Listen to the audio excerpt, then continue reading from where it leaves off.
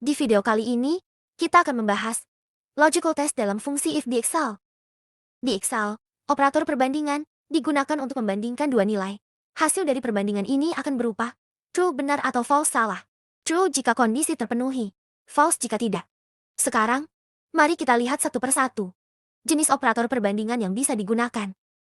Pertama, sama dengan digunakan untuk mengecek apakah dua nilai sama.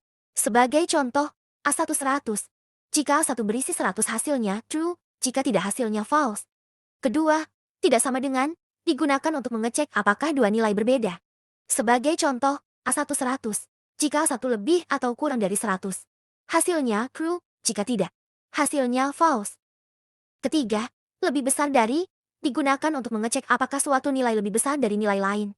Contoh, A1 50. Jika A1 lebih besar dari 50, maka hasilnya true.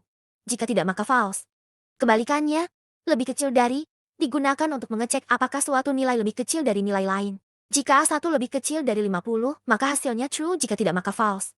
Lalu, lebih besar atau sama dengan digunakan untuk mengecek apakah suatu nilai lebih besar atau sama dengan nilai tertentu. Contoh, jika A1 lebih besar atau sama dengan 60, maka hasilnya adalah true.